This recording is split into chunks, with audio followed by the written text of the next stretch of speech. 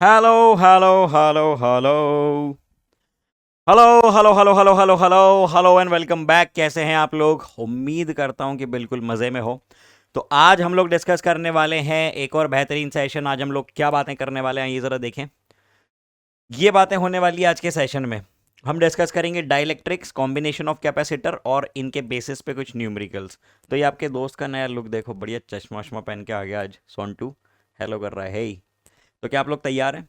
चलिए आइए करते हैं शुरुआत। मैंने आपको लास्ट सेशन में क्या सिखाया था, हम लोगों ने क्या बातें की थी, एक क्विक रिकैप देखते हैं। दो क्वेश्चंस मैंने होमवर्क में दिए थे, ज़्यादा तो नहीं दिए थे, सिर्फ दो ही सवाल थे। तो वो मैं करवाता हूँ और उसके बाद हम लोग करते हैं नए टॉपिक की शुरुआत। और हाँ, एक और इम्पॉर्टेंट बात, जैसे कभी कोई चीज़ छूट जाए तो आप लोग मुझको बता दिया करो। आप लोग सेपरेटली मुझको इंस्टाग्राम पे भी बता सकते हैं। जैसे आई थिंक कि dipole, potential due to dipole का छोटा सा एक टॉपिक छूटा हुआ है, तो वो हम लोग कवर कर लेंगे, है ना। उसमें कोई दिक्कत वाली बात नहीं है कि जैसे ही ये सेशंस एंड होंगे तो एक सेपरेट वीडियो जिसमें रिकैप प्लस ऐसी जो छूटी हुई चीज़ें हैं मैं उसको कवर कर लूँगा। तो वो बहुत बड़ी बात नहीं है। ऐसा कुछ भी कभी छूट जाए तो आप लोग कमेंट सेक्शन में भी बता सकते हैं, इंस्टाग्राम टेलीग्राम पे भी मुझको मैसेज करके कि सर ये बात छूट गई है, आप लोग बता सकते हैं, ठीक है। चलिए अब आइए डिस्कस करते हैं हमने क्या बातें की थी। हमने बातें की थी, सबसे पहला डिस्कशन था हमारा कैपेसिटर्स पे। कैपेसिटर क्या होता है? बेसिकली कैपेसिटर सर एक ऐसी डिवाइस है जो कि एनर्जी स्टोर करती है चार्ज के फॉर्म में। हमने इसके बारे में क्या समझा था? हमने बात की थी एक ऐसे मटेरियल की जिसमें चार्ज होल्डिंग कैपेसिटी है। और वो किस पे डिपेंड कर रही थी चार्ज होल्डिंग कैपेसिटी? रिकैप करवा रहा हूं मैं, इसलिए थोड़ा तेज रफ्तार में बातें करूंगा। तो वो चार्ज होल्डिंग कैपेसिटी डिपेंड करती है पोटेंशियल पे, या मैं वाइस वर्सा भी कह सकता हूं कि पोटेंशियल डिपेंड करता है चार्ज होल्डिंग कैपेसिटी पे। या तो जितना ज्यादा पोटेंशियल डिफरेंस उतना ज्यादा चार्ज वो बॉडी होल्ड करेगी, और या तो जितना ज्यादा चार्ज आपने उस कंडक्टर को दिया उतना ग्रेटर पोटेंशियल डिफरेंस एस्टैब्लिश होगा। काफी विस्तार में ये बातें की थी। अगर आपको ये बातें समझ में नहीं आ रही हैं तो प्लीज लास्ट लेक्चर को एक बार देखिए, उसके बाद इन बातों को कंटिन्यू कीजिए, ठीक है। चलिए, तो यहां से आपने बताया था Q equals to C V. C जो है वो कहलाता है कैपेसिटेंस, और सी की यूनिट क्या होती है यहां से देख के आप बता सकते हैं, coulomb per volt, isn't it? Coulomb per volt. और इसी को आप कहते हैं फैरेड। Okay, farad. चलिए बहुत बढ़िया। कई तरह के कैपेसिटर्स की बातें की थी, जैसे कि हमने बात की थी एक स्फेरिकल कैपेसिटर की। एक स्फेरिकल कैपेसिटर जिसका रेडियस आर है, उसके लिए कैपेसिटेंस का फॉर्मूला आपने बताया था 4 पाई एप्सिलॉन नॉट आर। बहुत बढ़िया। इसके बाद का डिस्कशन था पैरेलल प्लेट कैपेसिटर। सर क्या होता है पैरेलल प्लेट कैपेसिटर? बेटा ये होता है पैरेलल प्लेट कैपेसिटर जिसमें दो पैरेलल प्लेट्स, जिसमें कि इक्वल अपोजिट चार्जेस, जिसको आपने एक बैटरी से कनेक्ट कर दिया, बहुत शानदार। और जैसे ही कनेक्ट करोगे चार्ज फ्लो स्टार्ट होगा, दोनों पे स्टैब्लिश होगा, बीच में इलेक्ट्रिक फील्ड डेवलप होगी, और ये सिस्टम आपका बन गया क्या? एक कैपेसिटर। इक्वल अपोजिट चार्जेस दोनों प्लेट्स पे। अब इसके लिए कैपेसिटेंस कैसे निकाला था? इसके लिए कैपेसिटेंस आपने निकाला था C इक्वल्स टू, क्या था formula? Epsilon naught A divided by D। बहुत बढ़िया। और अगर मान लीजिए कि इसके बीच में मैं मीडियम फिल कर देता हूं, तो हमें क्या करना पड़ेगा? हमें डिस्कशन करना पड़ेगा रिलेटिव परमिटिविटी का, जो कि होती है permittivity of medium divided by the permittivity of vacuum. तो यहां पे आप रिप्लेस कर सकते हैं C के फॉर्मूले को ER times of epsilon naught A divided by D। और इस ही को आप लोग लिखते हैं K। इस ही को आप लोग लिखते हैं K। So this is K times of C। C dash is K times of C, ठीक है। अब इसके बेसिस पे हमें देखना है दो सवाल जो मैंने आपको होमवर्क में दिए थे। पहला सवाल उसमें से था ये, तो जरा रीड कीजिए सवाल को। क्या कहता है? सवाल कहता है the capacity of a parallel plate capacitor consisting of two plate each of length 10 centimetre square and are separated 10 centimetre square, two plates each of, area देके रखा हुआ है आपको, I am really sorry, 10 centimetre square का area देके रखा हुआ है। बहुत बढ़िया, this is area. Okay, and separated by a distance of, distance कितना देके रखा हुआ है? डिस्टेंस देके रखा है 2 mm। ओके, आपको निकालना है इसके लिए कैपेसिटी। कैपेसिटी का फॉर्मूला क्या होता है? C equals to epsilon naught times of A by D। तो ये जरा डेटा सब्सटीट्यूट करें, epsilon naught times of A बटा डी। बहुत बढ़िया। एप्सिलॉन नॉट की वैल्यू उठा के रखो तो क्या बनेगी? ये बन जाएगी 8.85 5 इंटू 10⁻⁻12 इंटू एरिया आपको देके रखा है 10 centimetre square 10⁻⁻4 divided by D. D कितना बन गया 2 इंटू 10⁻⁻3। ठीक है, 2 इंटू 10⁻⁻3। तो कितना होता है ये, इसको आप अगर कैलकुलेट करेंगे, मैं यहीं से देख के ये बता सकता हूं कि this is going to be 4.4 something.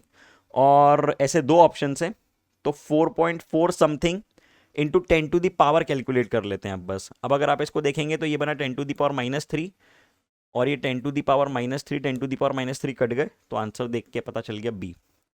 Simple calculation थे, कोई लंबे कैलकुलेशन नहीं थे इस सवाल में, है ना। उम्मीद करता हूं कि आपका सबका बना होगा ये सवाल। अगला सवाल, capacitance of a parallel plate capacitor is 60 microfarad if the distance between the plates is tripled. अब आपको कैपेसिटेंस का फॉर्मूला मालूम है, epsilon naught times of A बटा डी, मालूम है ना। क्या कह रहे हैं ये कह रहे हैं कि जो डिस्टेंस है वो आपने 3 गुना कर दी और एरिया आपने डबल कर दिया, तो सी डैश को आप क्या लिख दोगे, epsilon naught times of A dash divided by D dash लिखोगे। बिल्कुल, डी डैश कितना कर दिया, डी डैश कर दिया 3 गुना और एरिया कितना कर दिया, डबल कर दिया।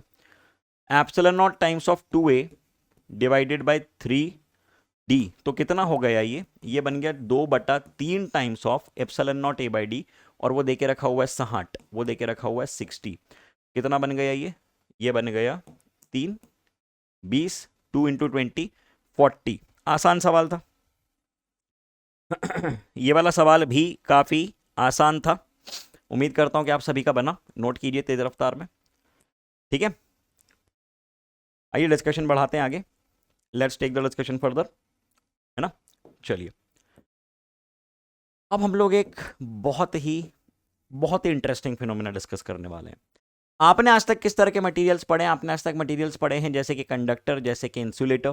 सर कंडक्टर क्या होते हैं, जो कंडक्ट करते हैं। सर इंसुलेटर क्या होते हैं, जो कंडक्ट नहीं करते हैं।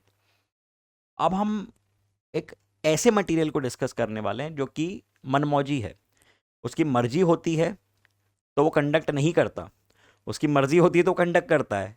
कुछ स्पेशल कंडीशंस हैं जिसमें उसका बिहेवियर चेंज हो जाता है। ये मतलब क्लास में उन बच्चों की तरह है जो टीचर के ना होने पे तो उछल कूद कर रहे होते हैं, भाग रहे होते हैं, दौड़ रहे होते हैं, नाच रहे होते हैं, लेकिन जैसे टीचर आते हैं तो चुपचाप शरीफ बन के बैठ जाते हैं। क्या रे हमने क्या किया, हम तो पढ़ाई कर रहे थे।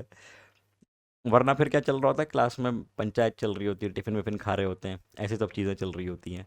तो ये बहुत इंपॉर्टेंट मटेरियल है और इनकी इस स्पेशल प्रॉपर्टी को हम लोग यूज़ करते हैं फिजिक्स में।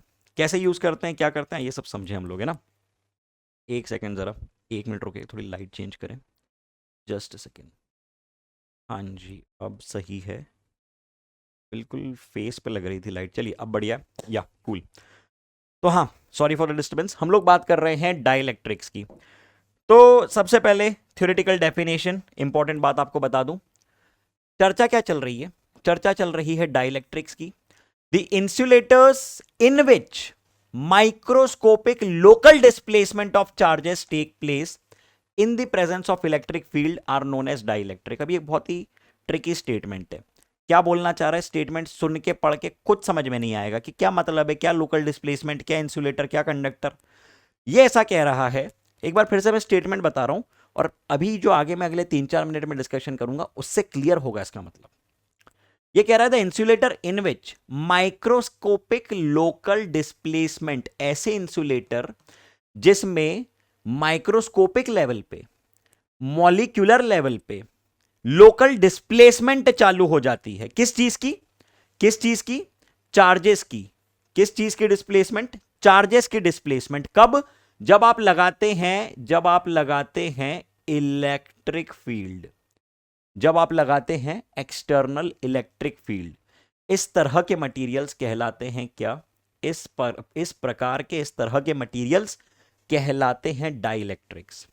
ठीक है, समझते हैं थोड़ा और विस्तार में। क्या कहा हमने, कुछ ऐसे मटेरियल है जिन पे अगर आप एक्सटर्नल इलेक्ट्रिक फील्ड लगाओगे तो मॉलिक्यूलर लेवल पे, माइक्रोस्कोपिक लेवल पे उनके पार्टिकल्स में, उनके चार्जेस में डिस्प्लेसमेंट से स्टार्ट होंगी। ठीक है, एक रफ आइडिया, बस दिमाग में इतनी बात रखना। आइए डिस्कशन बढ़ाएं आगे। Point number 1। दूसरा point, dielectrics, dielectrics, dielectrics non conductors होते हैं। एक certain value of applied electric field तक। मतलब अगर आपने एक particular value of electric field लगाई है तब तक ये क्या है, ये नॉन कंडक्टर है, डिपेंडिंग अपॉन इट्स नेचर, ठीक है। लेकिन अगर उस फील्ड की वैल्यू एक पर्टिकुलर लिमिटिंग वैल्यू से ज्यादा बढ़ गई, अगर वो लगाई गई फील्ड की वैल्यू एक पर्टिकुलर वैल्यू से ज्यादा बढ़ गई, और उस फील्ड की वैल्यू को हम कहते हैं डाइलेक्ट्रिक स्ट्रेंथ, ये इंपॉर्टेंट पॉइंट है, इसको मैं डब्बे में डाल रहा हूं, उस फील्ड की वैल्यू को हम लोग कहते हैं डाइलेक्ट्रिक स्ट्रेंथ, तो उसके बाद क्या होता है, उनकी इंसुलेटिंग प्रॉपर्टी टूट जाती है, खत्म हो जाती है, और वो बन जाते हैं कंडक्टर। मैंने क्या बोला, मनमौजी है ये, जब मर्जी पड़ेगी इंसुलेट करेंगे, जब मर्जी पड़ेगी कंडक्ट करेंगे, और उनकी यही स्पेशल प्रॉपर्टी को हम लोग यूज करने वाले हैं, ठीक है। तीसरा point, dielectric strength is defined as the maximum value of electric field that a dielectric can withstand without breaking down. क्या कहा हमने, डाइलेक्ट्रिक स्ट्रेंथ, ये वो maximum value of applied electric field है, एक्सटर्नल फील्ड मैक्सिमम जो कि कोई material झेल सकता है। अब सर क्या बातें कर रहे हो, कौन मटेरियल कहां झेल सकता है, ये समझते हैं, आइए समझते हैं। ये सब समझाने के पहले अभी बस ये 3 पॉइंट देखो, ये 3 पॉइंट लिखो। ये 3 पॉइंट समझाने के पहले मैं आपको दिखाऊंगा कि डाइलेक्ट्रिक क्या होता है, किस प्रकार के होते हैं डाइलेक्ट्रिक। अभी तो चर्चा शुरू हुई है, ठीक है, अभी तो पार्टी शुरू हुई है। अभी मैं आपको दिखाऊंगा कि कैसे दिखते हैं डाइलेक्ट्रिक, दिखने में कैसा होता है, कैसी शक्ल होती है उसकी, कैसी आंखें होती हैं, कैसे हाथ होते हैं, पाँव होते हैं, दिखाऊंगा अभी सब क्या करता है वो, क्या इलेक्ट्रिक फील्ड कब टूटेगा, सब होगा, सारी चर्चा होगी, ठीक है। 3 लिख लो पॉइंट, बस ये 3 पॉइंट लिख लो, लिख लिया, हाँ जी। चलो अब डाइलेक्ट्रिक फील्ड क्योंकि इलेक्ट्रिक फील्ड है, डाइलेक्ट्रिक स्ट्रेंथ क्योंकि इलेक्ट्रिक फील्ड है, तो उसकी यूनिट्स और डायमेंशंस भी इलेक्ट्रिक फील्ड के होंगे, जो कि होते हैं वोल्ट पर मीटर, और डायमेंशन लिखे हुए हैं, ठीक। चलो अब देखो, दो प्रकार के डाइलेक्ट्रिक होते हैं, एक होता है पोलर डाइलेक्ट्रिक, और दूसरा नाम से ही समझ में आ रहा है, दूसरा होता है नॉन पोलर डाइलेक्ट्रिक, ठीक है। अगर मैं बात करूं पोलर डाइलेक्ट्रिक की, तो एब्सेंस ऑफ एक्सटर्नल फील्ड में, मतलब जब बाहरी फील्ड नहीं लगाई हो, उस समय पे centre of positive and negative charge coincide नहीं करते हैं, किसमें, पोलर डाइलेक्ट्रिक में। क्या मतलब है सर इस बात का, एक ब्लैंक पेज पे समझाता हूं, क्या मतलब है इस बात का, एक ब्लैंक पेज पे समझाता हूं। अभी तक हमने क्या चर्चा की, अभी तक हमने कुछ ऐसी चर्चा की कि भैया जो डाइलेक्ट्रिक है ना, डाई इलेक्ट्रिक्स, ये ना तो कंडक्टर है ना तो इंसुलेटर है, ये ना तो कंडक्टर है ना तो इंसुलेटर है, पूरी तरह ना ये कंडक्टर है और ना ही पूरी तरह से ये इंसुलेटर है, इनकी कुछ खास प्रॉपर्टी है और वही हम चर्चा कर रहे हैं। अब हमने 2 प्रकार के डाइलेक्ट्रिक लिखे हैं,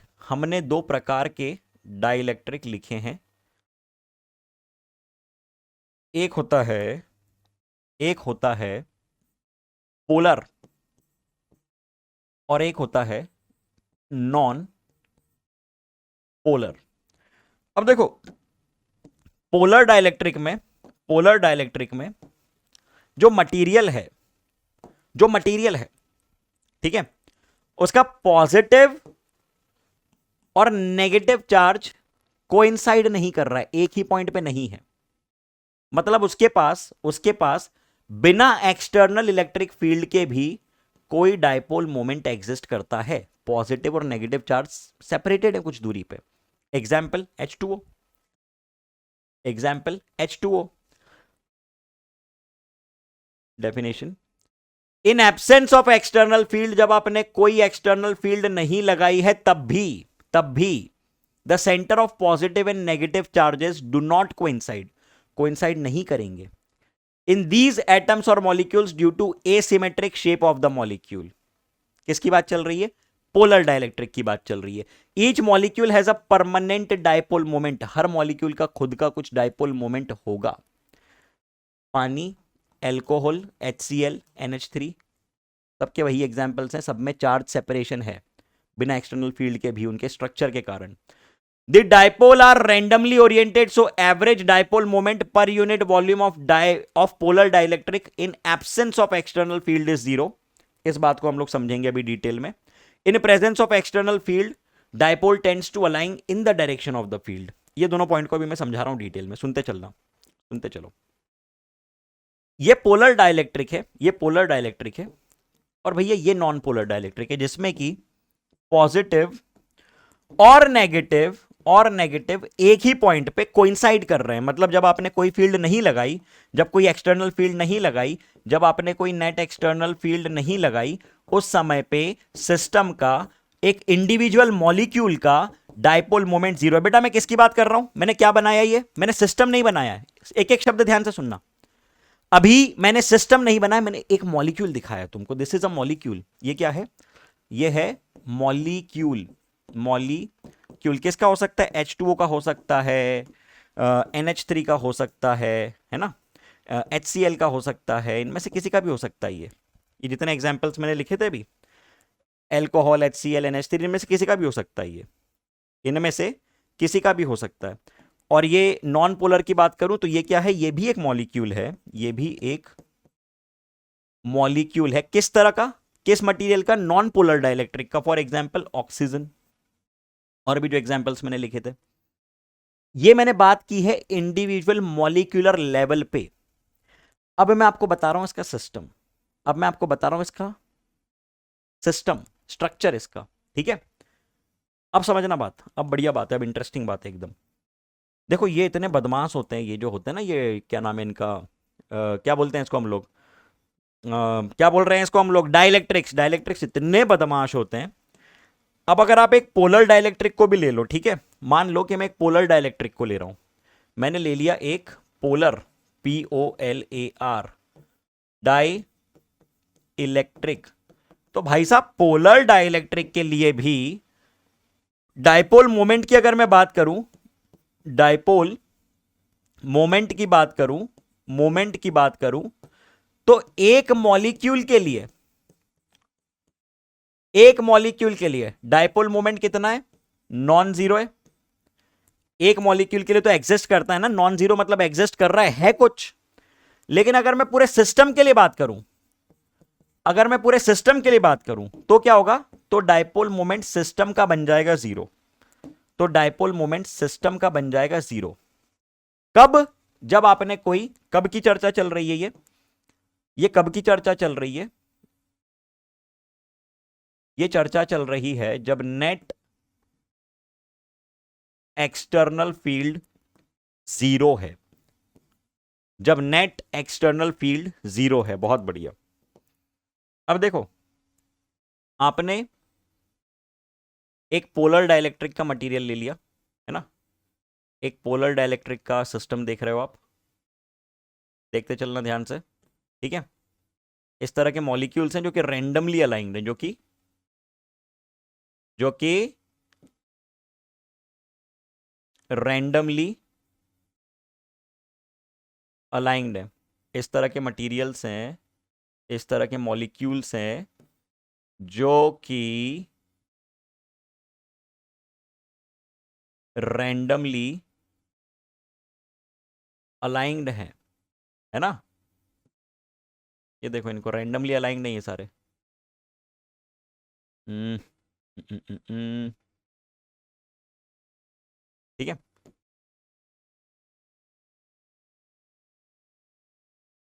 ये सारे सर रैंडमली अलाइंड है। बहुत बढ़िया। अब बात ऐसी है कि अगर आप इस पूरे सिस्टम को कंसीडर करोगे तो उस पूरे सिस्टम में अलग अलग डायरेक्शंस होंगी। इस पूरे सिस्टम में अलग अलग डायरेक्शंस होंगी डायपोल मोमेंट की। ये मैं डायरेक्शंस बना रहा हूँ, फ्री हैंड बना देता हूँ। ठीक है, माइनस से प्लस, ये माइनस से प्लस यहाँ हो सकता है, ये यहाँ हो सकता है, यहाँ हो सकता है, ये इधर हो सकता है, ये इधर हो सकता है, ये इधर हो सकता है, ये इधर हो सकता है, इधर हो सकता है, इधर हो सकता है, ये इधर कोई किधर, कोई कहाँ, कोई कहाँ। ये मतलब मैंने क्या बात बोली थी? वही बच्चे, जब कोई क्लास में टीचर नहीं है, मतलब पहला केस क्या है कि जब कोई एक्सटर्नल फील्ड नहीं है, जब कोई एक्सटर्नल फील्ड नहीं है, तब ये सब नाच रहे हैं, दौड़ रहे हैं, कूद रहे हैं, भाग रहे हैं, इधर से उधर जा रहे हैं, टिफिन खा रहे हैं, सर फोड़ रहे हैं, लोगों का पानी फेंक रहे हैं, जो करना है कर रहे हैं, जो जो कर सकते हैं सब कर रहे हैं। ये जीवन में सारे उत्पात कर रहे हैं, इतने उत्पाती बच्चे हैं। अब जैसे ही मास्टर जी आए, जैसे ही क्लास में टीचर की भनक लगी कि भैया सीढ़ियां चढ़ रहे हैं टीचर, तो जैसे ही आपने एक्सटर्नल इलेक्ट्रिक फील्ड लगाई तो देखना क्या होगा? आपने लगा दी एक्सटर्नल इलेक्ट्रिक फील्ड, आपने लगा दी एक्सटर्नल इलेक्ट्रिक फील्ड, आपने लगा दी एक्सटर्नल इलेक्ट्रिक फील्ड, और जैसे ही आपने लगा दी एक्सटर्नल इलेक्ट्रिक फील्ड, वैसे ही क्या हुआ पता है? सोचो जरा क्या होगा। मान लो कि ये एक मॉलिक्यूल है, ये एक मॉलिक्यूल है, नेगेटिव पॉजिटिव, और मैंने लगा दी यहाँ पे एक्सटर्नल इलेक्ट्रिक फील्ड। तो जैसे ही मैं एक्सटर्नल इलेक्ट्रिक फील्ड लगाऊंगा तो क्या मैटर होंगे यहाँ पे, ये जैसे ही मैंने एक्सटर्नल फील्ड लगाई तो क्या कहानी होगी यहाँ पे, तो पॉजिटिव पे लगेगा धक्का और नेगेटिव पे लगेगा अट्रैक्शन, जिसकी वजह से ये सीधा हो जाएगा, जिसकी वजह से ये घूम जाएगा, टिल्ट हो जाएगा, जिसकी वजह से ये घूम जाएगा, टिल्ट हो जाएगा, और हो गया, ये टिल्ट हो गया। ये मटेरियल आपको, ये मॉलिक्यूल आपको ऐसा दिखने लगा, ये मॉलिक्यूल आपको ऐसा दिखने लगा, क्योंकि इस पे एक फोर्स लगा, आगे की दिशा में फोर्स लगा F equal to Q times of E, और पीछे की दिशा में भी उतना ही फोर्स लगा, पीछे की दिशा में भी उतना ही फोर्स लगा। अगर मैं बढ़ाता जाऊंगा फील्ड की वैल्यू तो क्या होगी, फोर्स बढ़ता जाएगा, खिंचाव बढ़ता जाएगा, और एक पर्टिकुलर वैल्यू पे आके टूट जाएगा। वो वैल्यू ऑफ फील्ड कहलाती है डाई इलेक्ट्रिक स्ट्रेंथ, देख चुके हम लोग, जिस पे कि मटेरियल टूटता है। अब देखो, जैसे ही आपने ये फील्ड लगाई तो ये सब क्या हो गए, ये अलाइंग हो गए, ये क्या हो गए, अलाइंग हो गए, ये क्या हो गए, सारे मॉलिक्यूल्स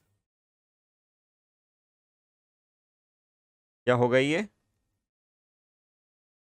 अरे बोलो जरा, अलाइंग हो गए एक लाइन में।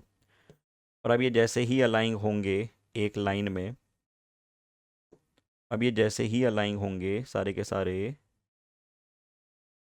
एक लाइन में, वैसे ही क्या होगा, माइनस से प्लस, माइनस से प्लस, माइनस से प्लस, माइनस से प्लस, माइनस से प्लस, माइनस से प्लस। देख रहे हो कैसे शरीफ बच्चे बन के बैठ गए, बिल्कुल ये कितनी एक्टिंग कर रहे हैं, कितने ड्रामेबाज हैं ये। जैसे ही आपने एक्सटर्नल इलेक्ट्रिक फील्ड लगाई वैसे ही ये सब के सब क्या कर रहे हैं, बिल्कुल ड्रामा कर रहे हैं, शराफत का ढोंग रच रहे हैं ये सब के सब। तो ये क्या बन गई, इसके पास, सिस्टम के पास नेट डायपोल मोमेंट आया। अब नेट डायपोल मोमेंट आ गया इसके पास, जैसे आपने इलेक्ट्रिक फील्ड लगाई वैसे सिस्टम का एक नेट डायपोल मोमेंट मिलेगा आपको। ओ, तो ये क्या केस था, ये था जब E एक्सटर्नल इज 0, और यहां पे जैसे ही आपने E एक्सटर्नल लगाई वैसे डिफरेंस देखो कहानी में, क्या डिफरेंस क्रिएट हुआ, हाँ या ना। ठीक है, तो ये किस तरह का मटेरियल लिया था हमने, ये हम लोगों ने एक पोलर मटेरियल लिया था, पोलर डाइलेक्ट्रिक लिया था। लेकिन अगर आप नॉन पोलर भी लेते, लेकिन अगर आप कल को नॉन पोलर मटेरियल भी लेते, ठीक है, कल को अगर आप नॉन पोलर मटेरियल भी लेते तो उसमें भी पता है क्या होता है, ये नॉन पोलर मटेरियल है, ये नॉन पोलर मटेरियल है, यहाँ पे प्लस है, यहाँ पे माइनस है। अब आप जैसे ही फील्ड लगाओगे, जैसे ही आपने फील्ड लगाई, जैसे ही आपने फील्ड लगाई, इन presence of electric field, in presence of electric field, ये कुछ ऐसा टिल्ट हो जाएगा। ठीक है, ये क्या होगा, टिल्ट हो जाएगा, something like this, this is going to get tilted, something like this, minus plus E, समझ रहे हो। जैसे ही आपने फील्ड लगाई ऐसा टिल्ट हो गया, इस तरह से ये टिल्ट हो गया।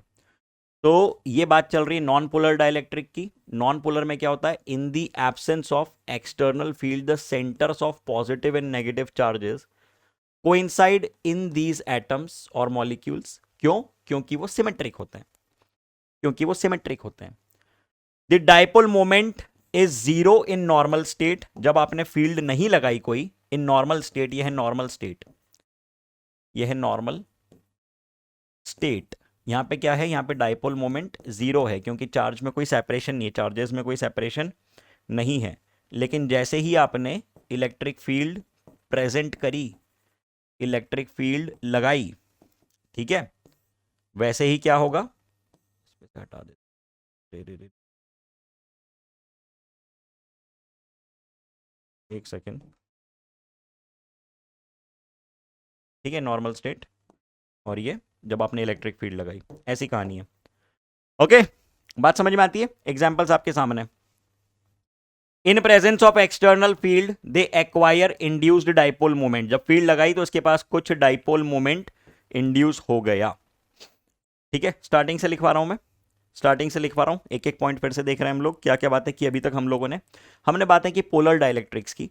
सबसे पहले पोलर डाइलेक्ट्रिक क्या होते हैं कि जब कोई एक्सटर्नल फील्ड नहीं लगाई, उस सिचुएशन में centre of the positive and the negative charge do not coincide. Polar dielectric की बात चल रही है। जब आपने कोई एक्सटर्नल फील्ड नहीं लगाई है तो इनके सेंटर्स कोइंसाइड नहीं कर रहे हैं। एग्जाम्पल आपके सामने है, ये रहे, एक्सटर्नल इलेक्ट्रिक फील्ड नहीं लगाई तब भी इनके सेंटर कोइंसाइड नहीं कर रहे थे। ठीक है, तो एक मॉलिक्यूल के पास तो डायपोल मोमेंट था, एक मॉलिक्यूल के पास तो डायपोल मोमेंट था, लेकिन पूरे सिस्टम का नेट डायपोल मोमेंट 0 था जब आपने फील्ड नहीं लगाई तब भी, क्योंकि ये वेक्टर क्वांटिटी है, रैंडम डायरेक्शंस में अलाइन थे। लेकिन जैसे ही आपने एक्सटर्नल फील्ड लगाई कुछ डायपोल मोमेंट इंड्यूस हुआ। तो एक एक पॉइंट बाय पॉइंट लिखो। Absence of external field, center of positive and negative charges do not coincide in these atoms or molecules due to asymmetric shapes. ठीक है, फर्स्ट पॉइंट लिखो। अगला पॉइंट, ईच मॉलिक्यूल, बेटा मैं फिर से हाईलाइट कर रहा हूं, मैं मॉलिक्यूल की बात कर रहा हूं, सिस्टम की बात नहीं कर रहा हूं। As a permanent dipole moment, perfect. तीसरा point, dipoles are randomly oriented so the average dipole moment per unit volume of the polar dielectric in the absence of external field is 0। ये बात चल रही है सिस्टम की, ये बात चल रही है P सिस्टम इक्वल टू 0, ये बात चल रही है, ऐसी चर्चा चल रही है यहां पे। ठीक है, अगला point, in presence of external field dipoles tend to align in the direction of the field. ठीक है, उम्मीद करता हूं कि इतना पॉइंट क्लियर है, इतनी चर्चा क्लियर है। ऐसे के ऐसे आगे की जो बातें हमने समझी नॉन पोलर के लिए वो भी लिख लीजिए क्विक। ये छोटी छोटी बातें समझना जरूरी है। मैंने इतना धीमे इसलिए बताया, इतना बार बार इसलिए बताया ताकि इस लेक्चर को अगर आप सिर्फ ध्यान से सुन लें तो ही ये सारी चीज़ें आपके दिमाग में सेट हो जाएं, दोबारा आपको जीवन में कभी इन चीज़ों पे उलझना ना पड़े। ठीक है, चलिए तो बातें बढ़ाते हैं आगे। अगला टॉपिक आपके सामने है पोलराइजेशन। आइए जरा समझते हैं कि पोलराइजेशन क्या होता है, व्हाट एक्चुअली पोलराइजेशन इज। ये मान लो कि आपके पास एक डाइलेक्ट्रिक मटेरियल है जिसको आपने दो प्लेट्स ऑफ कैपेसिटर के बीच में डाल दिया और यहां पे सिस्टम में लगी हुई है एक्सटर्नल इलेक्ट्रिक फील्ड। ये आपने दिखा दी एक्सटर्नल इलेक्ट्रिक फील्ड। जैसे ही आप डाइलेक्ट्रिक को रखोगे तो क्या होगा, उसके मॉलिक्यूल्स जो है वो अलाइन हो जाएंगे फील्ड की डायरेक्शन में। मालूम है हमको इतनी बात तो, कि जो डायपोल का मॉलिक्यूल होता है वो कुछ इस प्रकार से अलाइन हो जाता है इलेक्ट्रिक फील्ड की डायरेक्शन में, कुछ इस तरह से इलेक्ट्रिक फील्ड की डायरेक्शन में अलाइन हो जाता है। कौन कौन? डायपोल का मॉलिक्यूल, बिल्कुल। अब हम क्या बात कर रहे हैं कि इसके अलाइनमेंट के कारण, देखो जरा, इसके अलाइनमेंट के कारण क्या हम ये कह सकते हैं कि इसका पूरा पॉजिटिव चार्ज एक तरफ शिफ्ट हो गया, नेगेटिव चार्ज एक तरफ शिफ्ट हो गया? बिल्कुल हो गया। तो इसके स्ट्रक्चर में तुमको दिखने लगी एक इंड्यूस्ड फील्ड। अरे आप लोगों को यहां पे इंड्यूस्ड फील्ड दिखने लगी कि नहीं? मेरे को तो दिखने लगी। ये देखो, ये प्लस से माइनस की तरफ। तो अब आप ये बता सकते हो कि कहानी में दो इलेक्ट्रिक फील्ड है, एक एक्सटर्नल फील्ड राइट डायरेक्शन में, एक इंड्यूस्ड फील्ड लेफ्ट डायरेक्शन में। ये रही एक्सटर्नल, ये रही इंड्यूस्ड। तो आपने ये बता दिया कि जो नेट इलेक्ट्रिक फील्ड होगी वो कितनी होगी? वो होगी external electric field minus induced electric field. अच्छा चलो, बहुत बढ़िया, बड़ी अच्छी बात है, मजा आया सुन के, मजा आया, बहुत बढ़िया, शाबाश। तो ये पहला पॉइंट मैंने लिख दिया कि सिस्टम में नेट फील्ड एग्जिस्ट करेगी पोलराइजेशन के कारण, जो कि इतनी होगी। ठीक है, दूसरा पॉइंट मैं ये कह रहा हूं कि यदि मैं एक्सटर्नल फील्ड की वैल्यू बढ़ाता जाऊं, मैं लिख देता हूं साफ साफ शब्दों में, if E external is increased then at a particular value, then at a particular value, then at a particular value क्या होगा? जैसे ये मान लो माइनस चार्ज प्लस चार्ज और आपने लगा दी एक्सटर्नल फील्ड E, आपने लगा दी एक्सटर्नल फील्ड E, तो इस पे लगने लगेगा एक फोर्स, E फील्ड लगा दिया आपने, ठीक है? तो इस पे लगने लगेगा एक फोर्स, कितना? क्यू ई राइट तरफ, क्यू ई लेफ्ट तरफ, और अब बढ़ाते जा रहे हो, बढ़ाते जा रहे हो, बढ़ाते जा रहे हो, बढ़ाते जा रहे हो, बढ़ाते जा रहे हो, बढ़ाते जा रहे हो फील्ड, तो एक वैल्यू पे आके ये टूट सकता है, इसका ब्रेकडाउन हो सकता है, इसका ब्रेकडाउन हो सकता है। तो क्या बोला हम लोगों ने, if E external is increased then at a particular value of external electric field the molecule breaks down and behaves as a conductor. Okay, और ये फील्ड की वैल्यू कहलाती है, ये फील्ड की वैल्यू कहलाती है, ये फील्ड की वैल्यू कहलाती है dielectric strength. This value of E is called dielectric strength. Okay, लिखो जरा, this value of electric field is called dielectric strength. और फिनोमेना क्या कहलाएगा, ये फिनोमेना क्या कहलाएगा, ये फिनोमेना क्या कहलाएगा, डाई इलेक्ट्रिक ब्रेक डाउन, ये फिनोमेना क्या कहलाएगा, ये फिनोमेना कहलाएगा डाई इलेक्ट्रिक ब्रेक डाउन. ठीक है, बातें क्लियर है कि लिख रहे हो इतनी बातें, 2 बातें बता दी, लिख ली सभी ने, डन डना डन डन डन डना डन डन. चलो तेज रफ्तार में बातें बढ़ा रहे हैं थोड़ी सी आगे हम लोग, है ना. अब देखो एक बात और बता देता हूं, हमने ये कहा कि अगर आप दो प्लेट्स के बीच में, हमने ये कहा कि अगर आप दो प्लेट्स के बीच में, ये बेसिकली तीसरा पॉइंट हो जाएगा ना, मैंने 1-2 पॉइंट बता दिया, अब तीसरा पॉइंट भी मैं आपको बता रहा हूँ, फिर चर्चा को हम बढ़ाएंगे आगे. तीसरा पॉइंट मैं ये कह रहा हूँ कि जो के होता है डाइलेक्ट्रिक कांस्टेंट होता है, हम लोग इसको कैसे डिफाइन कर रहे थे अभी तक, हमने रिलेटिव परमिटिविटी के जरिए डिफाइन किया, epsilon medium divided by epsilon vacuum, हाँ या ना, permittivity of the medium divided by the permittivity of vacuum, या तो फ्री स्पेस या तो एयर, है ना. और फिर आप लोगों ने कैपेसिटर के लिए डिफाइन किया था कि सी जो होता है पैरेलल प्लेट कैपेसिटर का, that's epsilon naught times of A divided by D, होता है, बिल्कुल होता है. तो आपने C capacitor filled with a medium को क्या लिखा था, उसको आपने लिखा था के टाइम्स ऑफ कैपेसिटर जिसके बीच में कुछ नहीं है, हवा है, वैक्यूम है ना, ऐसा लिखा था. अब हम लोग इलेक्ट्रिक फील्ड के टर्म्स में डिफाइन करने जा रहे हैं, तो इसको मैं डिफाइन कर रहा हूं, के को मैं डिफाइन कर रहा हूं इलेक्ट्रिक फील्ड, जब कोई मीडियम, जब अंदर कोई मीडियम वगैरह आपने नहीं भरा, E naught, okay, normal electric field when no material is filled, divided by the electric field when a material is filled between the plates, E net. ठीक है, के को कैसे डिफाइन किया मैंने, E naught divided by E net. एक second जरा लिखो जरा इतना,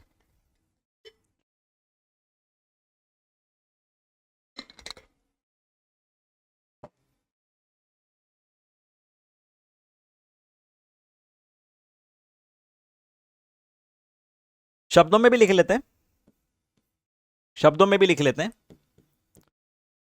electric field between the plates with vacuum air, okay, air, vacuum, free space, कुछ भी लिख सकते हो, है ना. Divided by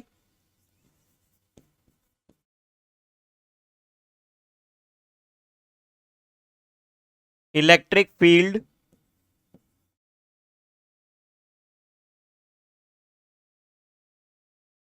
between the plates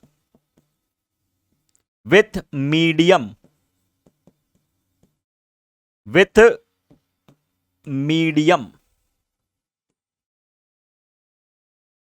ठीक है, ये लिख लो, ये लिख लो तेज रफ्तार में सभी लोग लिख लो, इतनी बात है ना, काम की बात है ये।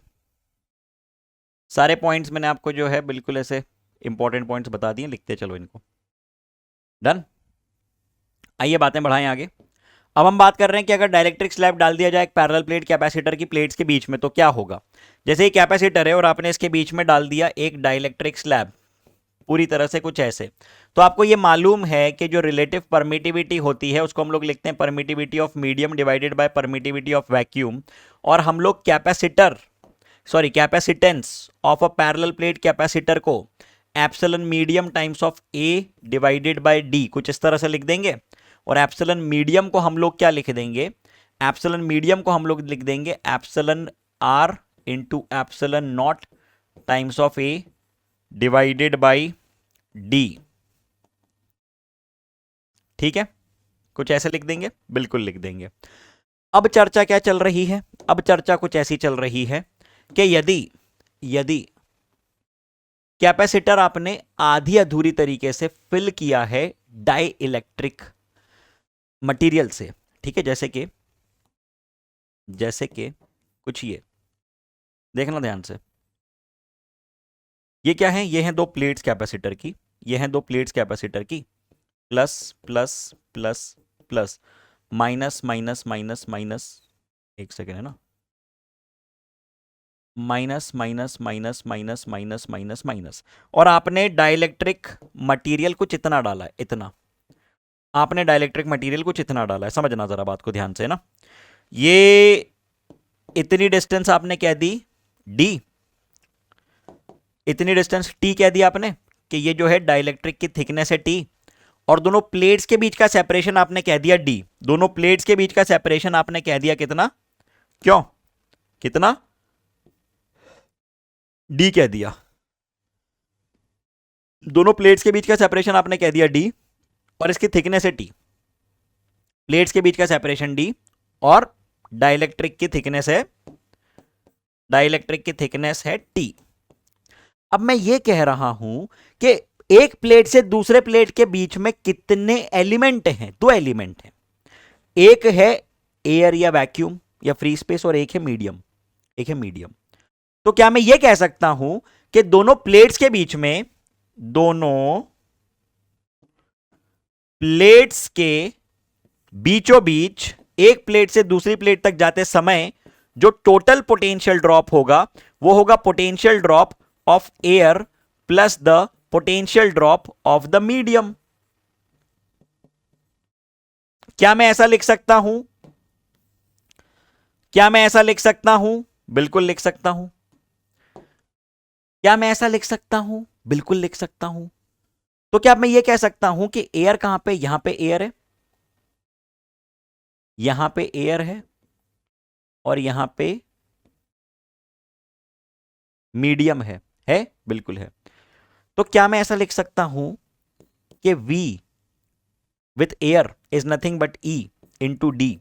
ई कौन सा लिखा हम लोगों ने, ई नॉट मतलब field existing in the space between the plates of the capacitor. E naught के बारे में लिख लेना। ई नॉट क्या है, ये वो फील्ड है जो कि इसके बीच में एग्जिस्ट कर रही है, प्लेट्स के बीच में एग्जिस्ट कर रही है, यहां पे एग्जिस्ट कर रही है। मीडियम में कौन एग्जिस्ट करेगी, ई नेट एग्जिस्ट करेगी। कैसे पता सर आपको, अरे अभी तो बताया था सब करके, ये सब बताई ना अभी बातें, कि अंदर कौन एग्जिस्ट करेगी, अंदर तो नेट फील्ड एग्जिस्ट करेगी ना। अंदर दो फील्ड है, एक एक्सटर्नल फील्ड, एक इंड्यूस्ड फील्ड, और कट पिट के कितनी बचेगी, ये एक्सटर्नल और ये इंड्यूस्ड, और नेट फील्ड बचेगी इस दिशा में, ई नेट। ठीक है, ये चर्चा चल रही है यहां पे, ये बातें चल रही हैं। हाँ तो देखो इधर क्या लिख दिया हम लोगों ने, हमने लिख दिया कि हवा में पोटेंशियल ड्रॉप कितना, एयर में पोटेंशियल ड्रॉप कितना होगा, कितनी थिकनेस है, ये टोटल डी है, ये टी है, तो ये और ये मिला के, ये और ये मिला के, ये और ये मिला के कितनी बन गई? अरे हवा वाली दूरी कितनी बन गई? ये प्लस ये, दिस प्लस दिस, ये और ये कितना बना? डी माइनस टी बना ना। So V equal to E D, यानी E times of D minus T, ऐसा लिख दिया आपने। बहुत बढ़िया। प्लस प्लस मीडियम में, मीडियम के बारे में क्या लिखा आपने? v equal to E D. E कितना है उसके अंदर? ई है ई नेट, या जो भी उसके अंदर का ई लिखा है आपने, ये लिखा है हम लोगों ने। On inserting a slab of thickness T, the electric field is this much inside the slab. ठीक है, इतनी फील्ड है, ई अंदर इतनी है, टाइम्स ऑफ टी। ये बन गया आपका एक्सप्रेशन पोटेंशियल ड्रॉप का, ये बन गया आपका एक्सप्रेशन पोटेंशियल ड्रॉप का। अब इस एक्सप्रेशन से मैं क्या करूंगा? इस एक्सप्रेशन से मैं क्या करूंगा? ई कॉमन निकाल लूंगा। इस एक्सप्रेशन से मैं ई कॉमन निकाल लूंगा। ठीक है, या तो ई नॉट कॉमन निकाल लेते हैं। देखो ई नॉट अगर आपने कॉमन निकाल दिया, देखना एक बार ध्यान से, ये ई नॉट की वैल्यू अगर आपने कॉमन निकाल दी तो ये क्या बन जाएगा? D minus T plus T times of, अब इधर तो सर ई नॉट है नहीं, कोई बात नहीं, तो ये बन जाएगा E divided by E naught, something like this, something like this. तो ई बाई नॉट कितना बन गया? ई बाई नॉट क्या बन गया? ई बाई ई नॉट क्या बन गया? ई का मतलब क्या है? ई का मतलब क्या है? ई का मतलब है net electric field. E not क्या है? इलेक्ट्रिक फील्ड प्लेट्स के बीच में जब हवा है उस रीजन की इलेक्ट्रिक फील्ड। तो ये क्या, इसको हम लोग 1/k लिख सकते हैं क्या? हम लोगों ने E equal to E naught by permittivity relative, या तो ई नॉट बाय के, ऐसे लिख सकते हैं, ऐसे लिख सकते हैं। तो E divided by E not को 1/k लिख सकते हैं, तो इसको 1/k लिख दिया आपने। तो यही एक्सप्रेशन आपको क्या दिखने लगा? E बाय ई नॉट को तुमने उठा के रख दिया 1/k, तो यही एक्सप्रेशन तुमको दिखने लगा कुछ ऐसा, यही एक्सप्रेशन तुमको दिखने लगा कुछ ऐसा। यहां पे लिख रहा हूं मैं, यहां पे लिख रहा हूं v equal to E naught times of D minus T plus T divided by K, plus T divided by K. इसको देखो जरा, ये एक्सप्रेशन को देखो, कहां से आया ये? यहां से आया, टी बाई के। ठीक है, अभी भी बचा है, अभी पूरा हुआ नहीं है, लिखते चलना साथ साथ में। इतना लिखो, इतना लिखो, इतना लिखो, अभी खेल करेंगे आगे और पूरा डेरिवेशन चल रहा है। ठीक है, लिखते चलो इसको, ये लिखो, आगे की बात करते हैं। अगली स्टेप में मैंने लिख दिया ये, अगली स्टेप में हमने लिख दिया ये, लिखा। अब ये बताओ कि ई को आप क्या लिख सकते हो? ई को आप लोग क्या लिख सकते हो? ई बेसिकली है क्या? ई दो प्लेट्स के बीच की इलेक्ट्रिक फील्ड है। अच्छा, तो सर कितनी होती है नेट इलेक्ट्रिक फील्ड दो प्लेट्स के बीच में? कितनी होती है नेट इलेक्ट्रिक फील्ड दो प्लेट्स के बीच में?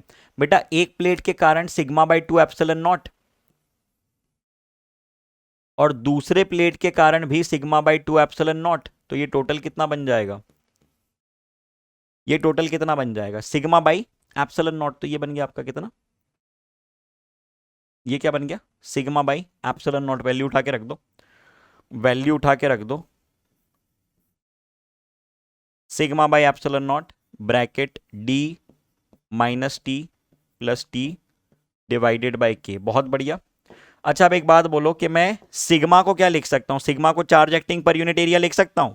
लिख दो, सिग्मा को charge acting per unit area लिख सकते हो? तो लिख दो, मैं यहीं पे कर रहा हूं, इसी स्टेप में कर रहा हूं, अगली स्टेप में करना। मैं इसी स्टेप में, चलो कर देता हूं यार, एक स्टेप और कर देता हूं, बस खुश रहो। Q by A epsilon naught times of D minus T plus T divided by के। खेल खत्म, खेल खत्म हो गया, यहां पे खेल खत्म हो चुका है। इधर यहां पे इधर देख लो, खेल हो गया खत्म। आपको यह मालूम है कि आप लोग C को क्या लिखते हो? C equals to Q divided by V, C equal to Q divided by V. Q divided by V, epsilon naught A, और ये पूरी चीज डिवाइड में भेज दो। यहां पे से C equal to Q by V, तो क्यू अपॉन वी को आप लिख दोगे epsilon naught times of A divided by ये पूरी क्वांटिटी। क्या है ये क्वांटिटी? ये क्वांटिटी है D minus T plus T divided by K. ठीक है, ऐसा एक्सप्रेशन Q बाय V, देखो जरा, समथिंग लाइक दिस। क्या बना है एक्सप्रेशन? यहां लिख रहा हूं मैं, क्या बना है एक्सप्रेशन फाइनल कैपेसिटेंस का, जो कि है Q by V equals to, क्या लिख दिया आपने, epsilon naught A divided by, इसी तरह से याद रखो, ज्यादा आसान रहेगा, D minus T plus T divided by K, D minus T plus T divided by K. ठीक है, सिंपल सा फॉर्मेट, इस बात को लिख लो जल्दी। सर अगर हम लोग t की वैल्यू d के बराबर कर दें तो आपको वही एक्सप्रेशन मिल, अगर आप t की वैल्यू d के बराबर कर दो तो क्या हो जाएगा? अगर आप लोग, अभी हम लोगों ने जो एक्सप्रेशन लिखा लिख देते हैं, साइड में एक बार लिख देता हूं फिर से। क्या लिखा हमने ये लिखा कि अगर आपका कैपेसिटर जो है वो पार्शियली फिल्ड है किसी स्लैब के साथ जिसका थिकनेस t है, ये डिस्टेंस टोटल d है, तो आप कितना बोलोगे? आप बोलोगे C of this partially field capacitor is epsilon naught A divided by D minus T plus T divided by k। यही बोलोगे ना? हाँ जी सर, यही बोलेंगे। अब मैं आपसे ये कह रहा हूं कि अगर इफ मान लो आपने पूरा फिल कर दिया, t की वैल्यू d के बराबर कर दी, मतलब पूरा भर दिया इसको, तो रिजल्ट क्या आना चाहिए? ये रिजल्ट आना चाहिए, अरे मालूम है ना, k टाइम्स आ जाना चाहिए, ये रिजल्ट आना चाहिए आपके सामने। k टाइम्स वाला देखते हैं आता है कि नहीं, करके देख लो क्या आ रहा है। सी डैश को क्या लिखोगे? C dash equal to epsilon naught times of a divided by, ये तो जीरो बन गया, यहाँ पे t की वैल्यू रख दी d और ये k चला गया ऊपर, तो आंसर आपका आ गया कितना? आंसर आपका आ गया इतना। This is the answer. वही आ रहा है ना, मतलब इन शॉर्ट बातें प्रूव हो रही हैं, जो हमने पढ़ा है, जो पहले पढ़ा, जो अभी पढ़ा, सारी बातें तार जुड़ रहे हैं। ठीक है, चलो बहुत बढ़िया। तो कहाँ था हमारा डिस्कशन? यहाँ था हमारा डिस्कशन। लिख लिया आप लोगों ने, सबने? डन डनाडन डन। चलो अब देखो, if the dielectric medium is present between the entire space, तो वही बात आ गई कि अगर आपने पूरे स्पेस में डाइलेक्ट्रिक मीडियम भर दिया, पूरे रीजन में डाइलेक्ट्रिक मीडियम भर दिया, तो आपका सी का फॉर्मूला क्या आ जाएगा? अभी अभी आपने जो देखा, k times of epsilon naught a divided by d, है ना? इस बात को अभी मैंने प्रूफ करवा दिया, वही एक्सप्रेशन है ये, वही बात है।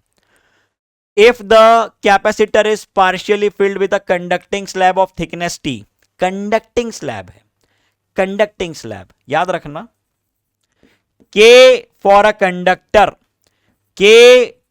कंडक्टर होता है अनंत। तो यही एक्सप्रेशन आपको किस प्रकार से देखने को मिलेगा? C dash equal to epsilon naught A divided by D minus T plus T divided by K। K की वैल्यू रख दो अनंत, तो ये टर्म बन जाएगी जीरो। तो आपको आंसर देखने को मिलेगा कुछ ऐसा, epsilon naught A divided by D minus T. ये बन गया एक्सप्रेशन, ठीक है। चलो बहुत बढ़िया, याद रखना, रिलेटिव परमिटिविटी कह लो या तो डाइलेक्ट्रिक कांस्टेंट कह लो, कंडक्टर के लिए इनफाइनाइट होता है। ठीक है, चलिए अगली चर्चा, कॉम्बिनेशन ऑफ कैपेसिटर। अब ये काफी सिंपल बातें हैं, इसके कंपैरिजन में जो अभी हमने की है तो तेज रफ्तार में देखेंगे। मान लो कि आपके पास मैंने कुछ कैपेसिटर्स दिए, और वो कैपेसिटर्स हमने लगा दिए सीरीज फॉर्मेट में, और आपने इस पूरे सिस्टम को कनेक्ट कर दिया है एक बैटरी से। अब जैसे ही आपने इस सिस्टम को कनेक्ट किया है एक बैटरी से, तो आप ये बता सकते हैं कि इंडिविजुअल लेवल पे हर कैपेसिटर में कुछ कुछ कुछ कुछ कुछ कुछ पोटेंशियल डिफरेंस होगा, हर कैपेसिटर में कुछ अमाउंट ऑफ चार्ज स्टोर होगा।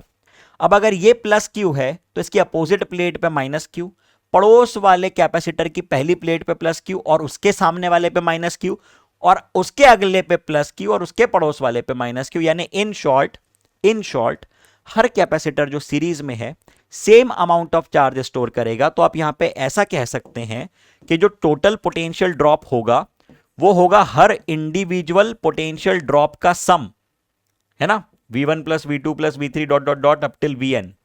लिख सकते हैं ना, बिल्कुल लिख सकते हैं। अब v को मैंने लिखा q divided by c equivalent, v equal to q by c।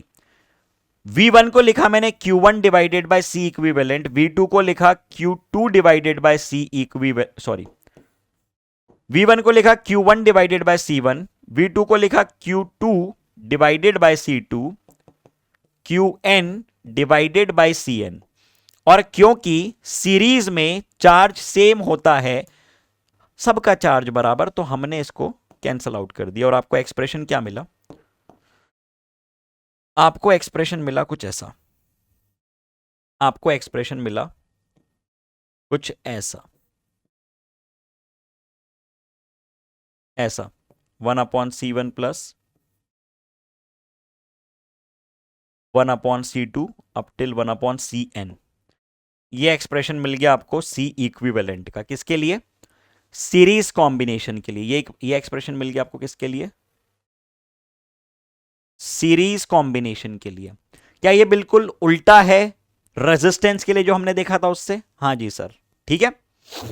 सब में ध्यान देने वाली बात क्या है? नोट के सब में चार्ज बराबर स्टोर होगा, ठीक है। Q would be equal C1V1 equal to C2V2 equal to C3V3 equal to CNVN, ठीक है। चलिए बातें बढ़ा रहा हूं आगे, सिंपल बात है इसलिए ज्यादा समय इस पर नहीं दे रहे हम लोग, ये बात हम लोग डिराइव कर चुके हैं। चलिए हियर वी गो। अब बात कर लेते हैं parallel plate capacitor, parallel combination of capacitors की। जैसे ये आपको मैंने कुछ कैपेसिटर्स दिए और इनको हमने लगा दिया पैरेलल कॉम्बिनेशन में, बहुत बढ़िया। हमको ये मालूम है कि पैरेलल में हर कैपेसिटर पे same amount of potential drop होना चाहिए, दोनों प्लेट्स के बीच में होना चाहिए, बिल्कुल होना चाहिए। तो क्या मैं ये कह सकता हूं कि जो चार्ज निकलेगा वो जितने भी उसके पास ऑप्शंस है उनमें जाके डिवाइड होगा? एक कैपेसिटर C1 में गया कुछ चार्ज, C2 में कुछ चार्ज गया, C3 में गया, C4 में गया, तो जो टोटल चार्ज होगा वो बनेगा Q1 plus Q2 plus Q3 up till Qn। लिख सकते हैं ऐसा? बिल्कुल लिख सकते हैं। तो क्या Q को हम लोग C equivalent times of V लिख सकते हैं? बिल्कुल लिख सकते हैं। क्या Q1 को हम लोग C1 टाइम्स ऑफ V लिख सकते हैं? बिल्कुल लिख सकते हैं। Q2 को C2 टाइम्स ऑफ V, हां जी, और Qn को Cn टाइम्स ऑफ V, बिल्कुल लिख सकते हैं। तो लिख दो, लिख दिया। अब हमको यह मालूम है कि पैरेलल कॉम्बिनेशन में सबके अक्रॉस पोटेंशियल ड्रॉप होने वाला है सेम, सबके अक्रॉस पोटेंशियल ड्रॉप होने वाला है सेम। तो यहां से आपने V V V V cancel out कर दिया और आपका एक्सप्रेशन आ गया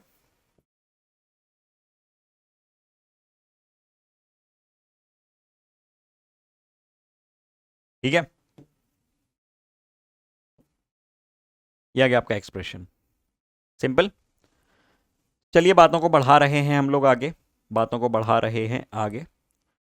पोटेंशियल ड्रॉप इन सबके अक्रॉस सेम है, V सेम, तो आप लिख सकते हैं V equal to Q by C, Q1 by C1 equal to Q2 by C2 and so on okay. ये बात हम लोग कर चुके हैं। तो चलिए अब आएंगे हम लोग कुछ सवालों पे। पहला सवाल आपके सामने आ रहा है, ये क्या कहता है सवाल, रीड कीजिए। हर सवाल के लिए आप लोग +4 -1 करते चलेंगे मेरे साथ साथ, +4 -1 सभी लोग करते चलेंगे फॉर एवरी क्वेश्चन। मेरे से पहले अगर आपने कर लिया तो आप लोग कर पाएंगे +4 वरना -1। Ratio of the resultant capacities when 3 capacitor of 2 microfarad, 4 microfarad and 6 microfarad are connected first in series and then in parallel। Simple सा सवाल है, पहले सीरीज में लगा दिया आपने किस किस को, एक मान लो C1 2 microfarad, C2 4 microfarad, C3 6 microfarad. तो जब आपने इनको सीरीज में लगाया तो आपका कितना आ जाएगा कॉम्बिनेशन? कॉम्बिनेशन कितना आ जाएगा? 1/C इक्विवेलेंट 1 बोल रहा हूं मैं इसको। तो ये बन जाएगा 1/2 प्लस 1/4 प्लस 1/6। ये आ जाएगा एलसीएम इसका कितना आ जाएगा? 12। ठीक है, 6 plus 3 plus 2, this is 1/C equivalent 1। तो C इक्विवेलेंट आ गया 12/5 और 6 11। और दूसरे केस की चर्चा करते हैं, दूसरे केस की चर्चा करते हैं, दूसरे केस की चर्चा करते हैं। दूसरे केस में क्या है भैया? पैरेलल है। दूसरा केस क्या है भैया? पैरेलल का है ना? क्या लिख दोगे इसमें पैरेलल के लिए? पैरेलल में क्या कर दोगे? ऐड अप कर दोगे, 2 4 6 6 6 12। तो C इक्विवेलेंट 2 आ गया आपका 12। कितना आ गया? ये 12 आ गया। तो C इक्विवेलेंट 1, सीरीज और पैरेलल का रेशियो चाहिए। C इक्विवेलेंट 2 आ गया 12/11 डिवाइडेड बाय 12, तो आंसर आ गया 1:11। सो ए इज द आंसर। ठीक है, सीरीज इज टू पैरेलल 1:11। अगले सवाल पे आ रहे हैं हम लोग तेजी से। ये सवाल पढ़ो, क्या कहता है ये सवाल? क्या कह रहा है सवाल? Equivalent capacitance between P and Q, P और Q के बीच का इक्विवेलेंट कैपेसिटेंस आपको निकालना है। तो आओ जरा निकालते हैं। इस तरह के सर्किट को कैसे सॉल्व करेंगे? आखिरी से सॉल्व करना शुरू करो। ठीक है, ये इन दोनों के बीच में निकालना है, सुनते चलना है ना। आखिरी से करना शुरू करो। ये दोनों कैपेसिटर्स जो हैं ये सीरीज में है या पैरेलल में? बस इतनी सी बात बताओ मुझे, सिर्फ इतनी सी बात बताओ कि जो आखिरी में मैंने बनाए हैं ये सीरीज में है या पैरेलल में? सीरीज में। और हमको ये मालूम है कि सीरीज के लिए रिलेशन क्या होता है? सीरीज के लिए रिलेशन ये होता है 1/C1 प्लस 1/C2। इसको सॉल्व करोगे तो ये आएगा C1C2 upon C1 plus C2, है ना? ये रिलेशन आता है C equal to C1C2 upon C1 plus C2। तो ये कितना बन जाएगा इन दोनों का? 10 और 10 का बन जाएगा 5। तो आपने बना दिया ये 5, ये 5, और फिर ये 10, और फिर इसके आगे का 5 एंड सो ऑन, है ना? तो अब आप देखो कि ये दोनों का तो आपने बताया, इन दोनों का तो आपने बता दिया 5 माइक्रोफैरेड, और इनके साथ एक पैरेलल में लगा हुआ है 5 माइक्रोफैरेड। इन दोनों का तो आपने बता दिया 5 माइक्रोफैरेड, और इनके साथ पैरेलल में लगा हुआ है एक 5 माइक्रोफैरेड का। तो 5 और 5 पैरेलल में कितने बन जाएंगे? 10 बन जाएंगे। ये दोनों अब पैरेलल में कितने बन जाएंगे? ये दोनों बन गए 10, ये दोनों बन गए 10। 5 और 5 का 10, फिर 10 और 10 का कितना बनेगा? फिर ये 10 और 10 का कितना बन जाएगा? करते चलो, 10 और 10 का फिर से 5 बन गया सीरीज में, फिर 5 और 5 का 10 बन गया, फिर 10 10 का 5 बन गया, फिर 5 5 का 10 बन गया, और फिर 10 10 का 5 बन गया। तो नेट आंसर कितना आया? 5 माइक्रोफैरेड। हर बार इतना थोड़ी सॉल्व करेंगे पूरा लॉजिक, सिंपल लॉजिक। क्या किया फिर से बता रहा हूं, 10 10 5, 5 5 parallel 10, 10 10 series 5, 5 5 parallel, 5 5 parallel 10, 10 10 series 5, फिर से 10, फिर से 5। ठीक, चलो अब ये देखो सवाल, देखो ये क्या कहता है सवाल, अच्छा सवाल है। Equivalent capacity between the points x and y in the circuit with C equal to 1 microfarad. x और y के बीच की इक्विवेलेंट कैपेसिटी आपको निकालनी है। अब समझने वाली बात क्या है ना, कि ये जो कैपेसिटर है, ये वाला कैपेसिटर, इसका कोई सेंस नहीं है। क्यों? क्योंकि अगर ये पॉइंट y है तो ये पॉइंट भी y है, ये पॉइंट भी y है। इसके अक्रॉस कोई पोटेंशियल ड्रॉप नहीं है, कोई पोटेंशियल डिफरेंस नहीं है। फेंको उसको निकाल के। आपके पास सिर्फ ये कैपेसिटर्स हैं जो कि चार्ज स्टोर कर रहे हैं, जिनकी कैपेसिटी का कोई सेंस है, जिनकी कैपेसिटी काउंट होगी। ठीक, ये C और ये C, ये X, ये पॉइंट Y। तो C और C अगर पैरेलल में आपने बना दिए तो C नेट कितना बन जाएगा? C नेट पैरेलल में बन जाएगा C1 प्लस C2, जो कि होता है 2 टाइम्स ऑफ C, यानी 2 माइक्रोफैरेड। आंसर आ गया, 2 microfarad is the answer. 2 microfarad is the answer. ठीक है, अब ये पढ़िए, When two capacitors are joined in series, the resultant capacity। अब ये बिल्कुल वैसा ही सवाल है, ठीक है, इसलिए मैं आपको दे रहा हूं इस तरह का सवाल एक होमवर्क के लिए। इसको आप ट्राई कीजिएगा, अगले सेशन में हम लोग करेंगे डिस्कस। इसको आप ट्राई कीजिएगा, अगले सेशन में हम लोग करेंगे डिस्कस। अब देखो, यही लॉजिक अगर मैं डाइलेक्ट्रिक स्लैब्स के लिए लगा दूं, यही लॉजिक अगर मैं डाई इलेक्ट्रिक स्लैब्स के लिए लगा दूं, जैसे ये हमारे पास डाइलेक्ट्रिक स्लैब है, ये दो पैरेलल प्लेट कैपेसिटर है, सुनना ध्यान से सुनना, ये दो प्लेट्स हैं कैपेसिटर की जिनका एरिया ए है और जिनके बीच का सेपरेशन डी है, जिनका एरिया ए है और जिनके बीच का सेपरेशन डी है,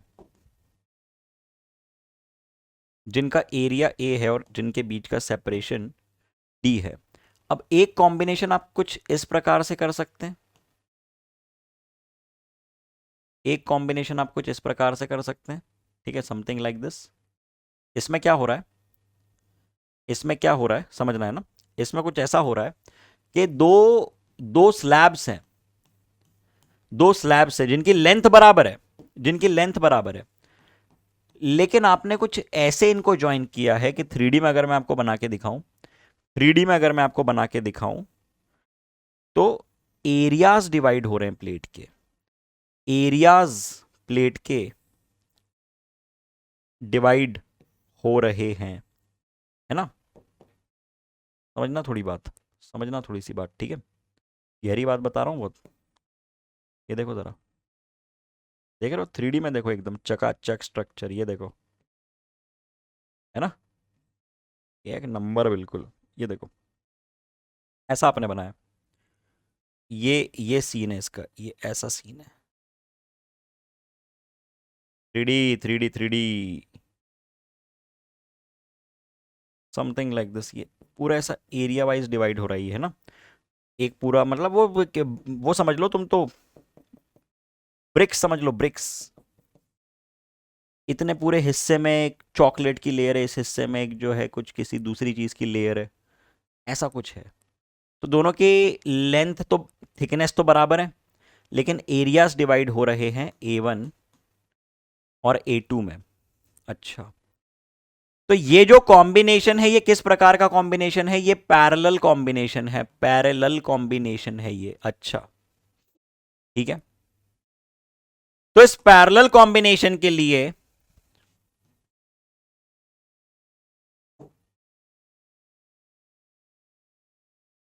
इस पैरेलल कॉम्बिनेशन के लिए क्या लिख सकता हूं मैं, ये लिख सकता हूं कि जो C इक्विवेलेंट होगा वो कितना होगा, और उससे भी ज्यादा इंपॉर्टेंट कि जो K इक्विवेलेंट होगा वो कितना होगा, कैसे निकालें।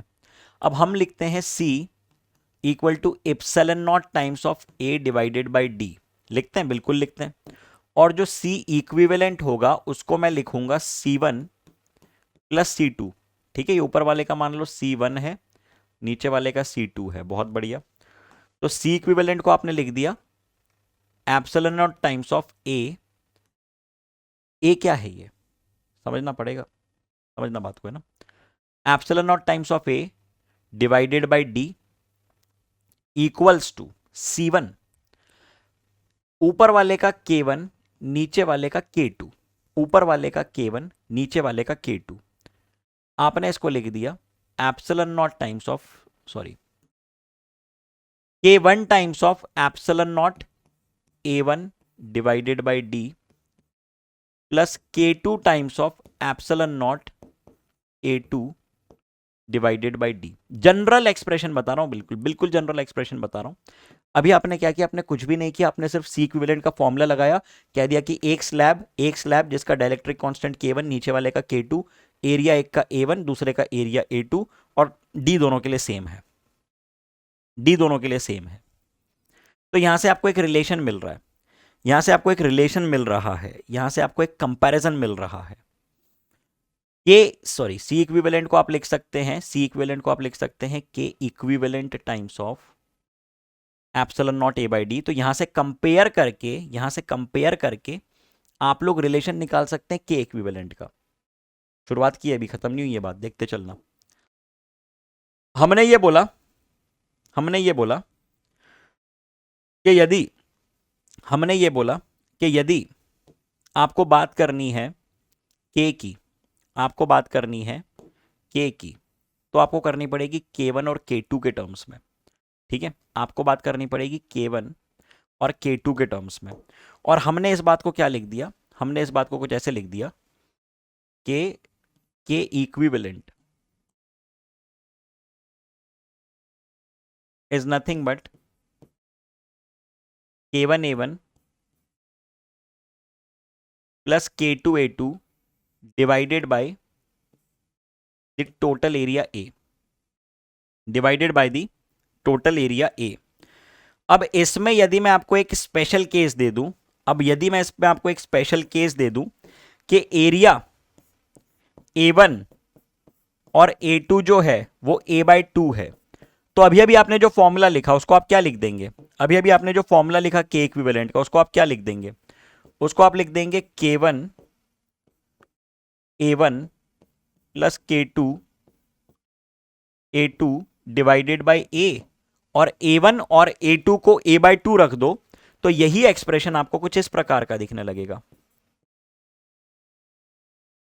K1 plus K2/2, this is K equivalent. अब ये स्पेशल केस है, ये क्या स्पेशल केस है, मैंने आपको क्या बताया, मैंने आपको जनरल केस बताया, मैंने आपको ये केस बताया। इनको आगे पीछे लिख देते हैं, इनको ऊपर नीचे उठा के हम लोग रख देते हैं, इस प्लेट को, इसको मैं यहां ले आया। ठीक है, अब ये देखो, ये देखो, अब पूरी बात को एक साथ देखो, पूरी बात को एक साथ देखो, इतना देखो, इतनी बात लिखो, फिर ये बात लिखो, फिर ये बात लिखो। ठीक है, फिर ये बात लिखो। अभी अभी आपने ये बोला कि इसी फॉर्मूले में अगर मैं A1 को A/2 रख दूं और A2 को भी A/2 रख दूं, तो यही एक्सप्रेशन मुझे क्या दिखने लगेगा, यही एक्सप्रेशन मुझे कुछ ऐसा दिखने लगेगा, समथिंग लाइक दिस। नोट कर लो, नोट कर लो इस बात को। सर ये क्या क्या लिखा हुआ है बेटा, ये हमने बातें की है C1 और C2 की। C1 को आपने लिखा K1 times of epsilon naught A/D। आप K1 को रिलेटिव परमिटिविटी ऑफ 1 भी लिख सकते हो, कोई फर्क इस बात से पड़ेगा क्या, नहीं पड़ेगा। C2 को इस तरह से लिख सकते हो, रख दो उठा के, रख दो उठा के। चलिए अगले केस पे आ रहे हैं, अगले केस पे आ रहे हैं कि अगर आपने इन प्लेट्स को सीरीज में लगाया, अगर आपने इन प्लेट्स को सीरीज में लगाया, सीरीज में, समथिंग लाइक दिस, ठीक है, समथिंग लाइक दिस, और आपको टोटल थिकनेस, टोटल लेंथ देके रखी हुई है D, एक लेंथ है D1, दूसरी लेंथ है D2, एक लेंथ है D1, दूसरी लेंथ है D2, तो क्या इस तरह के कॉम्बिनेशन के लिए हम लोग 1/C equivalent equal to 1/C1 plus 1/C2 लिख सकते हैं, बिल्कुल लिख सकते हैं। तो क्या मैं 1/C इक्विवेलेंट को 1 epsilon naught times of A/D, K times of, एक second, epsilon naught A divided by D ऐसे लिख दूंगा। K equivalent times of epsilon naught A/D, क्या लिखा है मैंने 1/C इक्विवेलेंट लिखा है। C1 को क्या लिख दूंगा, C1 को लिख दूंगा K1 या तो ER1 times of epsilon naught A divided by D1। ए तो सेम रहेगा ना दोनों के लिए, 3D में देखो स्ट्रक्चर को, 3D में ऐसा ए तो सेम रहने वाला है, ए तो सेम रहने वाला है, plus K2 times of epsilon naught A divided by D2। लिख सकते हैं ऐसा, बिल्कुल लिख सकते हैं। तो यहां से क्या कैंसल आउट हो रहा है, यहां से एप्सिलॉन नॉट और A कैंसल आउट हो रहा है। और थोड़ा सा इसको हम लोग अरेंज करते हैं, थोड़ा सा इसको अरेंज करते हैं हम लोग, तो हम लोग इसको लिख देंगे D divided by K equivalent, A भी कैंसल आउट हो गया है ना, equals to D1 by K1 plus D2 by K2। Okay, तो यहां से आपका एक्सप्रेशन आ गया, यहां से आपका एक्सप्रेशन आ गया के इक्विवेलेंट, के इक्विवेलेंट कितना बन जाएगा, कितना बन जाएगा, पहले एलसीएम ले लो। डी डिवाइडेड बाय के इक्विवेलेंट को तुमने कितना लिख दिया, K1 K2, K1 D2 plus K2 D1 plus K2 D1। ठीक है, तो K इक्विवेलेंट कितना बन जाएगा, K1 into K2 times of D divided bye K1 D2 plus K2 D1। ठीक है, ठीक है, क्या बात इतनी, K1 K2 D upon K1 D2 plus K2 D1, ये बात आपने उठा के रख दी, बहुत शानदार, इस बात को आपने उठा के यहाँ पे रख दिया। अच्छा, अब अगर मैं डी में कोई रिलेशन ले लूँ, कोई स्पेशल केस देखूँ इसका, तो मान लो अगर मैं स्पेशल केस की बात करूँ, स्पेशल केस, क्या स्पेशल केस ले लिया, D1 equal to D2 equal to D/2। अगर मैं D1 और D2 को D/2 ले लूँ तो कितना बन जाएगा, कितना बन जाएगा ये, D1 D2 को D/2 ले लें तो ये बन जाएगा K इक्विवेलेंट, कितना बन जाएगा, D/2 कैंसिल आउट हो जाएगा, तो 2K1 K2 करके देख लो। देखो मैं नहीं चाहता यार तुम इनमें से कुछ भी रटो बैठ के ना, इतना जिस तरह से तुमको बताया बस वो सीक्वेंसिंग देख लो, वो तरीका देख लो, सारी चीज़ें सॉर्टेड हो जाएंगी। ठीक है, तो चलिए, यही बात यहाँ पे भी लिखी हुई है, यही पूरी चर्चा यहाँ पे भी लिखी हुई है, स्पेशल केस यहाँ पे मैंने लिखा हुआ है। और एक बार हमको अगर मान लो के इक्विवेलेंट पता चल गया, जो कि मैंने लिखा है कितना, 2 times of K1 K2 divided by K1 plus K2, जिसको कि मैं ये भी लिख सकता हूँ 2 times of ER1 ER2 divided by ER1 plus ER2, तो मैं C इक्विवेलेंट की वैल्यू भी निकाल सकता हूँ, जो कि बन जाएगा epsilon naught A divided by D times of K equivalent. ठीक है, तो ये फॉर्मूला भी वही लिखा हुआ है, ये मत सोचना कि सर आपने तो कुछ और पढ़ा है, यहाँ पे तो कुछ और लिखा हुआ है, ये C इक्विवेलेंट लिखा हुआ है, दिस इज C इक्विवेलेंट। और ये पूरी वही एनालिसिस है, यहाँ पे आपको C1 की वैल्यू दिखेगी, ये सब देख के डरना नहीं होता है ना यार, लोग घबरा जाते हैं फालतू में पगलों जैसे, अरे ये क्या लिखा है, वो क्या लिखा है, डर जाते हैं। ये K1 को लिख दो ER1, ये बन गया, ये बन गया। ठीक है, वही किया है जो अभी तुमको करके दिखाया है पूरा। ठीक, अच्छा आप सुनो, सुनो जरा बात को, अब बात सुन लो थोड़ी ध्यान से, है ना, थोड़ा सा टॉपिक बचा है, लेकिन बच चुकी है रात के 2:06, और क्योंकि सुबह 9 बजे लेक्चर है, तो इसलिए अब मैं इस सेशन को यहाँ पे बंद कर रहा हूँ, है ना, इस सेशन को ख़त्म कर रहा हूँ। थोड़ी सी चीज़ें बची हुई हैं जो मैं एक सेपरेट वीडियो में, प्लस जो भी आप बता रहे थे कि पोटेंशियल का थोड़ा सा एक पार्ट बचा है, तो वो सारी चीज़ें क्लब करवा के मैं एक सेपरेट वीडियो में डलवा के अपलोड करवाऊँगा।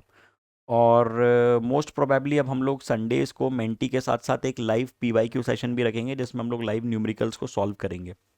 ठीक है, और कुछ सेशंस में कोशिश की जाएगी कि हम लाइव लें, ताकि आपका थोड़ा इंटरेक्शन बढ़े। कंटेंट तो भी काफ़ी सारा और था जो मुझे डिस्कस करना था आपके साथ, ठीक है, लेकिन कुछ सवाल मैं आपको दे के जा रहा हूँ एज अ होमवर्क, जो आप लोग ट्राई करना।